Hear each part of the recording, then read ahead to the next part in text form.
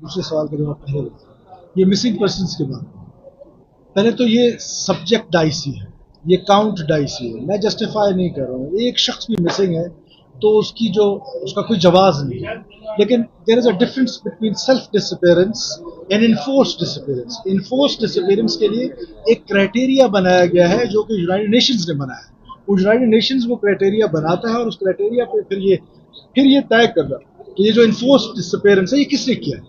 یہ کیا security agencies نے کیا ہے، پولیس نے کیا ہے، سی بی ڈی نے کیا ہے، اس کے لیے بھی دیر از اے کرائٹیریا، اور حکومت پاکستان نے ایک کمیشن بنایا۔ ہاں، اب اس کو بدقسمتی سے استعمال کیا جاتا ہے پروپیگنڈا ٹول کی صورت میں ریاست پاکستان کے خلاف۔ کیا کے پی میں جو مسنگ پرسنس کی تعداد ہے وہ بلوچستان کے مسنگ پرسنس کی تعداد زیادہ ہے کے پی کی؟ میں جسٹیفائی نہیں کر رہا ہوں، لیکن کیا کسی نے سوچا ہے کہ کے پی کے مسنگ پرسنس کے بارے میں نہ مین اسٹریم میڈیا میں کوئی بات ہوتی ہے، نہ کوئی پولیٹیکل لیڈرشپ اس پہ بات کرتی ہے، نہ مین اسٹریم پولیٹیکل لیڈرشپ اس پہ بات کرتی ہے؟ کیوں؟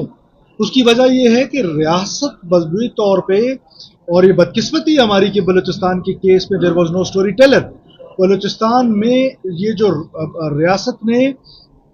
ریاست کے خلاف ایک آرگنائزڈ پروپیگنڈا کیا جاتا ہے، اور ایک منظم پروپیگنڈے کے ذریعے ریاست کو ان حرکتوں سے کمزور کیا جاتا ہے۔ اور کتنی بدقسمتی ہے اس ملک کی کہ اور اتنا بڑا ڈیول مائنڈ سیٹ ہے کہ آج کراچی سے لے کر خیبر تک ہر بچہ پاکستان کا جو دہشت گردی سو کالڈ مذہب کے نام پر ہے، جس کا مذہب سے کوئی تعلق نہیں، اس کو تو دہشت گرد ڈکلیئر کرتے ہیں۔ اور یہ جو دہشت گردی ہے جو بلوچستان میں ہو رہی ہے، اس دہشت گردی کو لیجیٹیمیٹ کرنے کی کوشش کی جاتی ہے انڈر ڈیولپمنٹ کے ساتھ، ڈپریویشن کے ساتھ، لیکن در حقیقت violence is violence. How can we treat two violence as in two different ideas? Violence جو ہے اس کو ایک ہی طریقے سے ٹریٹ کیا جانا ہے۔ ہاں، جنہوں نے بندوق نہیں اٹھائی وہ بلوچ، جو عام بلوچ جو ڈس انٹیگریٹ ہوا ہوا ہے ریاست کے ساتھ، لیکن جس نے بندوق نہیں اٹھائی ہوئی ہے اس کے ساتھ ریاست اس کو انٹیگریٹ کر رہی ہے اپنے نوجوان کو۔ آج پاکستان پیپلز پارٹی کی حکومت جب سے آئی ہے، ہم نے میرٹ پہ لوگوں کو نوکریاں دینا شروع کر دی ہیں۔ ایک جگہ پہ بھی اب نوکری بکنے کے، جو میں نے پہلے دن اسمبلی میں کہا تھا، آج وہاں پر ایک نوکری بھی نہیں بکنے دی جا رہی۔ لوگوں کو میرٹوکریسی کی طرف لے کے جا رہے ہیں، لوگوں کو گلے لگا رہے ہیں وہ نوجوان جس نے بندوق نہیں اٹھایا ہوا لیکن اسٹیٹ سے ڈس انٹیگریٹ ہے اور پروپیگنڈا سے متاثر ہو کے ڈس انٹیگریٹ ہے۔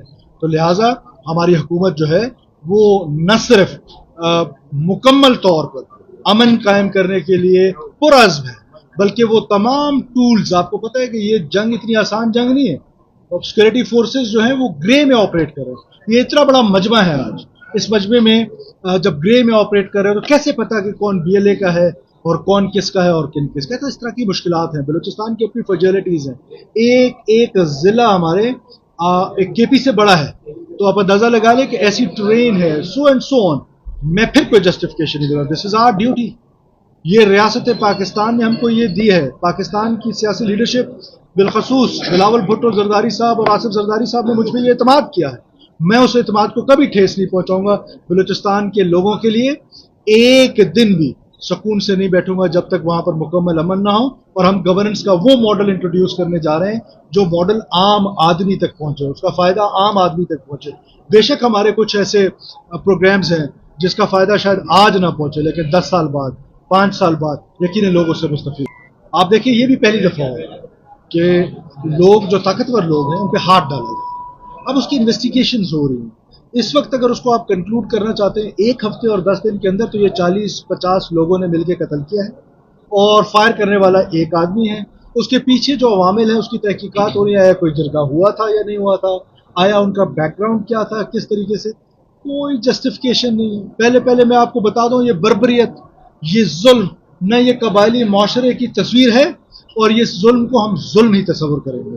تو میں نے پہلے دن سے کہا ہے کہ سرفراز بگٹی جو ہے وہ مظلوم کے ساتھ کھڑا ہوگا، ظالم کے ساتھ۔ پہلا سوال تو جو آپ کا تھا کہ ایرانین زائرین کے حوالے سے، دیکھیے زائرین کو جو فیسلٹی مل رہی ہے وہ فیسلٹی ہم ان کو بائی ایئر اور فیری سروس کے ذریعے دینا چاہتے ہیں۔ اب آپ کو کیونکہ کسی کی دل آزاری نہ ہو تو میں کوئی کسی کنٹروورسی میں بھی یہاں نہیں پڑھنا چاہتا ہوں، لیکن اس کے حقائق پس پردہ کچھ اور بھی ہیں۔ ایز اے انویسٹیگیٹو جرنلزم میں آپ سے یہ ریکویسٹ کرتا ہوں کہ آپ اس پر ایک انویسٹیگیٹو جرنلزم کا کردار ادا کریں، کوئٹہ تشریف لیں اور پتہ کریں کہ اس کے پیچھے عوامل کیا ہیں۔ صرف سیکورٹی کا عوامل نہیں ہے، ظاہر ہے ہم چاہتے ہیں کہ اگر فیری سروس سٹارٹ ہو جائے، ایئر سروس سٹارٹ ہو جائے، ایک تو لوگوں کو فیسلٹی ملے گی، जहां उन्होंने 800 किलोमीटर ट्रेवल करना है, और 800 किलोमीटर में we have to protect each and every inch of that land.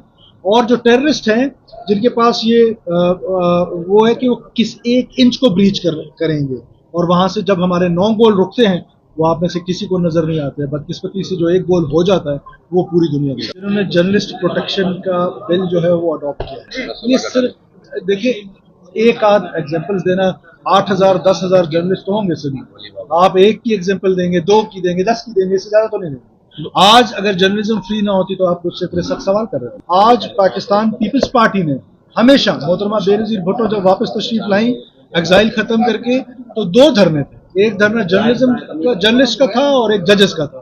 उन्होंने प्रेफर किया जर्नलिस्ट के धरने में जाना। So this is our history. हम कभी भी जर्नलिस्ट का गला वहां पे घोटना नहीं चाहते, लेकिन हमारी ये गुजारिश जरूर है, ये गुजारिश जरूर है कि पॉजिटिव जर्नलिज्म करें। और ये जो बलूचिस्तान को आप 3 लोगों की ऐनक से देखते हैं, इस ऐनक से देखना छोड़ दो, उनमें से एक ये है।